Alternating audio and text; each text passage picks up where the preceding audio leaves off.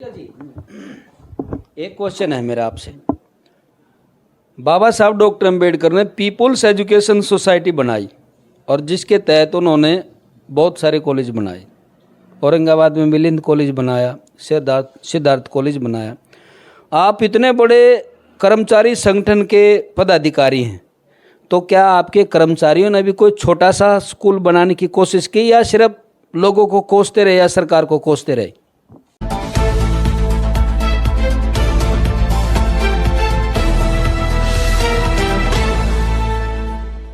लिया जी, बार बार आप ये भी तो आरोप लगाते हैं कि जो सरकारी स्कूलों में अच्छी पढ़ाई नहीं होती है, तो ये तो सरकार का अच्छा कदम है कि ये जो गरीब का बच्चा है वो प्राइवेट में पढ़ेगा।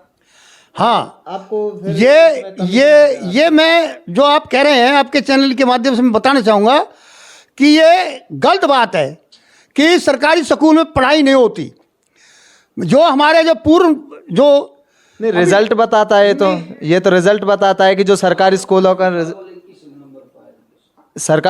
का जो रिजल्ट है वो डाउनफॉल होता है प्राइवेट स्कूलों के अकॉर्डिंग। और पलवल जो है वो 21वें नंबर पे आया है एजुकेशन के मामले में, रिजल्ट के मामले में। तो सरकार की तो ये अच्छी पहल है, क्योंकि अगर सरकारी स्कूलों में पढ़ाई अच्छी नहीं होती और गरीब का बच्चा जो प्राइवेट स्कूल में नहीं पढ़ सकता, तो सरकार उसे पैसा दे के प्राइवेट में मौका दे रही है पढ़ने के लिए, ताकि वो अच्छे नंबरों से पास हो और आगे कामयाब हो सके। जी, ऐसा नहीं है जैसा आप कह रहे हैं, ऐसा नहीं है। क्योंकि अगर बच्चे को सरकारी स्कूल में पढ़ाया जाए और जो हमारे IAS IPS जो हमारे बहुजन मूल निवासी जो है वो IPS SCS और जो बने हैं, क्या वो प्राइवेट स्कूलों से बने? वो भी सरकारी स्कूलों से बने। लेकिन इनकी एक सोच है, इन्होंने ना तो टीचर दिए, स्कूलों में टीचर नहीं है, टीचरों की कमी है, कहीं बिल्डिंग नहीं है, कहीं जो है कुछ सरकार तो कहती है कि हमने बहुत सारे मॉडल संस्कृति स्कूल बनाए हैं, लेकिन वो सुविधा तो नहीं है वहाँ। वो जो सरकार को सुविधा मुहैया करानी थी वो मुहैया नहीं है। आप कह रहे हैं कि सुविधा नहीं है, जबकि उसमें पहले हिंदी मीडियम से पढ़ाई होती थी, लेकिन आज सरकार ने उसमें इंग्लिश मीडियम से पढ़ाई स्टार्ट करी है।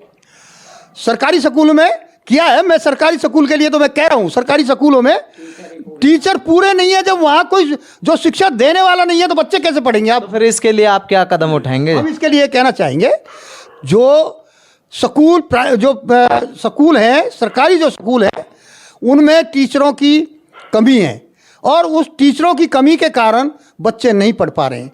और कुछ ये जानबूझकर, क्योंकि ज़्यादातर बच्चे इसमें बहुजन माइनॉरिटी के बच्चे पढ़ते हैं, इसलिए सरकार का ये भी कुछ अंदेशा है कि इन्हें ना पढ़ाया जाए, ये पढ़ लिख करके आगे ना बढ़े। तो फिर इसके खिलाफ आप कह रहे हैं कि सरकारी स्कूलों में बहुजन और माइनॉरिटी के बच्चे ज़्यादा पढ़ते हैं, तो फिर ये जो बहुजन और माइनॉरिटी समाज है, ये मिलकर फिर इसके लिए आवाज़ क्यों नहीं उठाते? आप इतने बड़े पैमाने पर आप लोग हाँ, बिल्कुल ठीक बात है। एजुकेशन ऑब्जेक्शन उठाते रहोगे जिंदगी भर सरकार के ऊपर? नहीं, सरकार के ऊपर ऑब्जेक्शन क्यों? जो आप पहले की जो बात कर रहे हैं, पहले के स्कूलों में, राज के स्कूलों में दिन रात का फर्क है। पहले हर एक बिरादरी का बच्चा सरकारी स्कूल में पढ़ता था, आज के साथ तुलनात्मक अध्ययन कैसे कर रहे हैं आप? आज की उसमें ये कर रहे हैं हम। आज जो अमीर और बच्चे हैं, जो पैसे वाले जो हैं, उनके बच्चे प्राइवेट स्कूलों में पढ़ते हैं। आज भी सरकारी जो स्कूल है उसमें बहुजन माइनॉरिटी के बच्चे पढ़ते हैं। CR चंदेलिया जी, जैसा कि आपने बताया कि भाई सरकारी स्कूलों को बंद करके प्राइवेट स्कूलों को बढ़ावा देना है सरकार की साजिश है। आपने बताया कि पहले भी सरकारी स्कूलों से IAS IPS अफसर निकलते थे, फिर सरकार को आखिर क्या ज़रूरत पड़ रही है जो सरकारी स्कूलों को बंद करके और प्राइवेट करना चाहती है? इसके पीछे क्या रीज़न हो सकता है? इसमें सरकार का अपना एक निजी मसला है। उनको ये है कि ये जो बहुजन ये के जो बच्चे हैं, SC ST OBC के जो बच्चे जो सरकारी स्कूल में पढ़ रहे हैं, ये पढ़ ना पाएँ और ये आगे कोई बढ़िया अधिकारी ना बन जाएं, IPS HCS वगैरह ये नहीं बन पाएँ। ये सरकार की एक साजिश है।